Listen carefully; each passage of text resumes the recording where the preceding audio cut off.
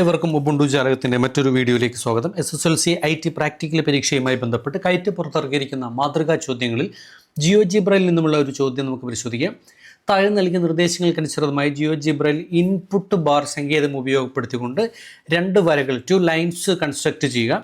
അതുപോലെ തന്നെ ഈ രണ്ട് വരകളും തമ്മിൽ ഇൻ്റർസെക്റ്റ് ചെയ്യുന്ന കോമൺ പോയിന്റ്, അതും ഇൻപുട്ട് ബാർ ഉപയോഗിച്ചുകൊണ്ട് ഇൻപുട്ട് സംവിധാനം ഉപയോഗപ്പെടുത്തിക്കൊണ്ട് രേഖപ്പെടുത്തുക എന്നുള്ളതാണ്. രണ്ട് ലൈൻ നിർമ്മിക്കുന്നതിന് ആവശ്യമായിട്ടുള്ള ഇക്വേഷൻസ് അവിടെ നൽകിയിട്ടുണ്ട്. x+y = 5, x - y = 1. ഈ രണ്ട് ഇക്വേഷൻസും ഉപയോഗപ്പെടുത്തിക്കൊണ്ട് നമുക്ക് രണ്ട് ഡയഗണൽസ് വരയ്ക്കാം. ഇനി പോയിന്റ് നിർമ്മിക്കുന്നതിന് വേണ്ടിയിട്ടുള്ള ഇക്വേഷൻസ് ആണ് അവിടെ നൽകാത്തത്. ആ ഇക്വേഷൻസ് കൂടെ നമുക്ക് ചേർത്തുകൊണ്ട് ആ ഒരു പോയിന്റ് കൺസ്ട്രക്റ്റ് ചെയ്യാം. ആ പോയിന്റ് നമുക്ക് നോക്കിയാൽ കാണാം, എ എന്ന ആ പോയിന്റാണ്. അതായത് x ആക്സിസിൽ 3ഉം അതുപോലെ y ആക്സിസ് 2 ആണ്. അപ്പോൾ a = 3, 2 എന്നുള്ള ആ ഒരു ഇക്വേഷൻ ഉപയോഗപ്പെടുത്തിക്കൊണ്ട് നമുക്ക് ആ ഒരു പോയിന്റ് നിർമ്മിക്കാം. അപ്പോൾ അതെങ്ങനെയാണ് ചെയ്യുക എന്നുള്ളത് നമുക്ക് പരിശോധിക്കാം. അതിനായി ജിയോജിബ്ര ഓപ്പൺ ചെയ്യുകയാണ്. 9 ഡോട്ട്സിലേക്ക് ക്ലിക്ക് ചെയ്തുകൊണ്ട് നമുക്ക് ജിയോജിബ്ര ഓപ്പൺ ചെയ്യാം. ജിയോജിബ്ര ഓപ്പൺ ചെയ്യുകയാണ്. അങ്ങനെ ജിയോജിബ്ര ഓപ്പണായി വന്നിട്ടുണ്ട്. നമുക്കിത് ഫുൾ സ്ക്രീനിലേക്കൊന്ന് മാറ്റാം. ഇനി ക്വസ്റ്റ്യൻസിലേക്ക് വരികയാണ്. ക്വസ്റ്റ്യൻസിൽ x+y = 5 എന്നും x - y = 1 ഈ രണ്ട് ലൈനുകളാണ് നമുക്ക് ആദ്യം നിർമ്മിക്കേണ്ടത്.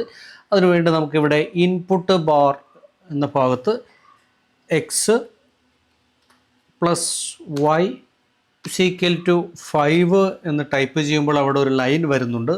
അത് നമുക്ക് ഇനി എൻ്റർ കീ പ്രസ് ചെയ്യാം. എൻ്റർ കീ പ്രസ് ചെയ്യുമ്പോൾ അവിടെ x+y = 5 എന്ന ഒരു ലൈൻ, ഒരു വര വന്നിട്ടുണ്ട്. ഇനി അടുത്തതായിട്ട് നമുക്ക് ചേർക്കേണ്ടത് x - y = 1 എന്നുള്ള ഒരു ലൈനും കൂടെ നമ്മൾ ടൈപ്പ് ചെയ്തു. അതും എൻ്റർ കീ പ്രസ് ചെയ്യുന്നു. അങ്ങനെ രണ്ട് ലൈനുകൾ അവിടെ ഫോം ചെയ്തിട്ടുണ്ട്. ഇനി നമുക്ക് ഈ രണ്ട് ലൈനുകളും കൂടെ ചേരുന്ന ആ ഒരു ഇൻ്റർസെക്റ്റ് ഒന്ന് മാർക്ക് ചെയ്യണം. ആ ഒരു കോമൺ പോയിൻ്റ് ഒന്ന് മാർക്ക് ചെയ്യണം. ആ കോമൺ പോയിൻ്റ് മാർക്ക് ചെയ്യുന്നതിന് നമുക്ക് ക്യാപിറ്റൽ ലെറ്റർ A എന്ന് കൊടുക്കാം. A = നമുക്ക് നോക്കിയാൽ കാണാം, ഇവിടെ ജോയിൻറ്റഡ് ആയിരിക്കുന്ന ഈ കോമൺ പോയിൻ്റ് എന്ന് പറയുന്നത് x3ഉം അതുപോലെ y2ഉമാണ്. ആ ഒരു പോയിന്റിലേക്ക് കൊണ്ട് ചെന്ന് വെക്കുമ്പോൾ നമുക്ക് ലഭിക്കുന്ന x-ഉം y-യുമാണ് നമുക്കിവിടെ കൊടുക്കേണ്ടത്.